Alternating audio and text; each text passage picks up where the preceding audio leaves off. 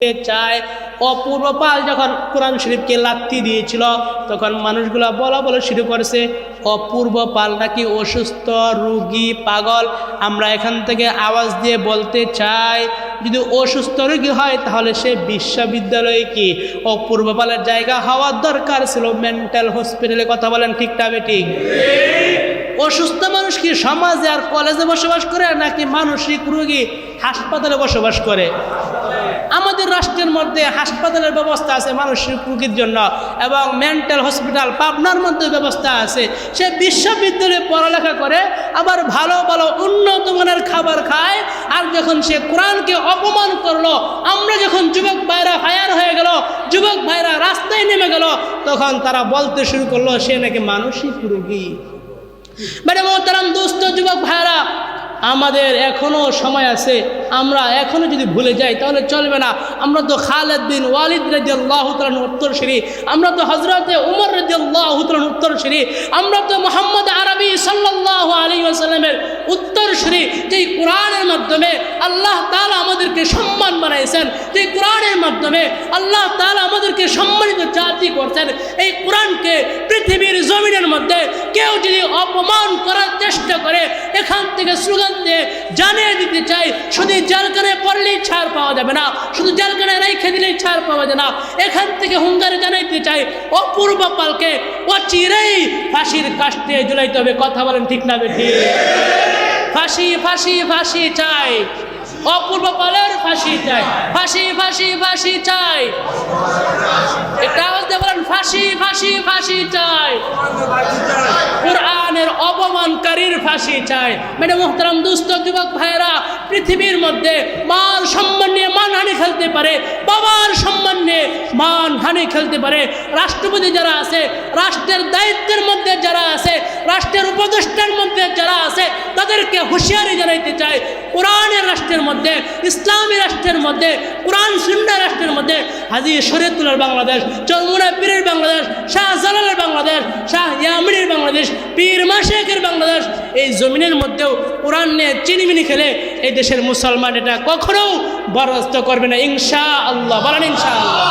এই জন্য যুবক ভাইদেরকে আমি হুঁশিয়ার করব, আমরা সজাগ দৃষ্টি রাখি, আমাদের সমাজে, আমাদের রাষ্ট্রে কেউ যেন এই কোরআন এবং সুন্নাহ নিয়ে কখনো চিনিমিনি না খেলতে পারে। এই জন্য সবাই হুঁশিয়ার থাকবো। আর যখনই স্লোগান আসবে, যখনই ডাক আসবে, জান দেওয়ার জন্য প্রস্তুত আছি তো সবাই ইনশাআল্লাহ? আওয়াজ দিয়ে বলেন পারি তো ইনশাআল্লাহ?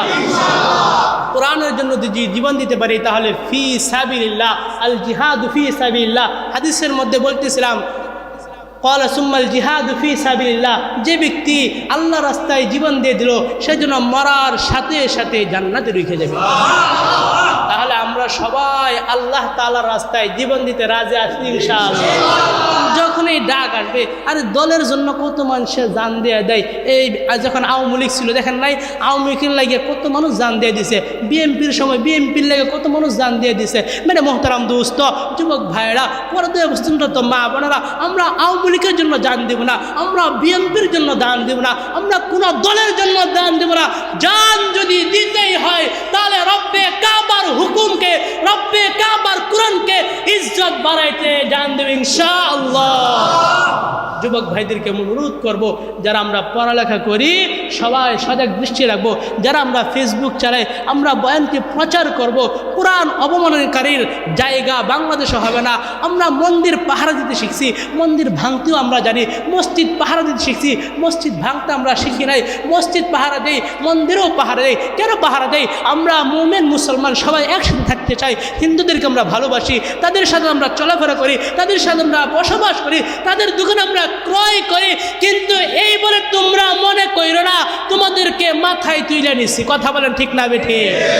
যখনই আমাদের কোনো কোরআন সুন্নাহর বিরুদ্ধে চলে যাবা, হুঁশিয়ার থাইকো, মনে রাখো না তোমাদের মন্দির পাহাড় দিয়ে বইলা তোমাদের মন্দিরকে আমরা মাথায় তুলছি। না না না, এটা কখনো সম্ভব না।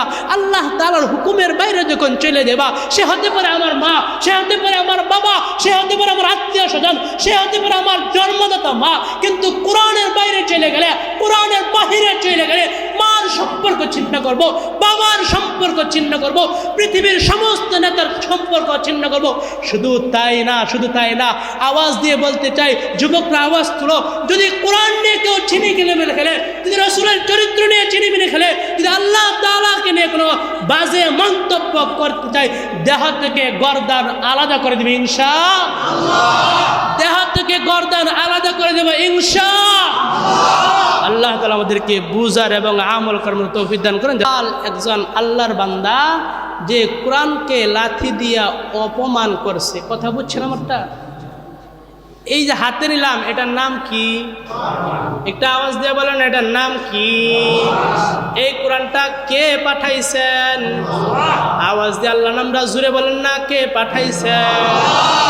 আমরা মসজিদ থেকে হুঁশিয়ারি করে জানাইতে চাই, পৃথিবীর জমিনের মধ্যে আমার মাকে গালি দিয়া পার পাইতে পারো, আমার বাবাকে গালি দিয়া পার পাইতে পারো। ও যুবক ভাই, ও যুবক ভাই, আমি যে কোরআনটা হাতে নিলাম, এটা হলো আল্লাহর কালাম। এই কালাম নিয়ে যারা হাসি তামাশা করবে, এই কালামকে যারা অপমান করার চেষ্টা করবে, তাদেরকে আমরা আজকে হুঙ্কারের সাথে এখান থেকে জানাই, তারা সুন্নাত পড়তে পারে নাই, 4 রাকাত কাবলা জুমা আদায় করে নিই।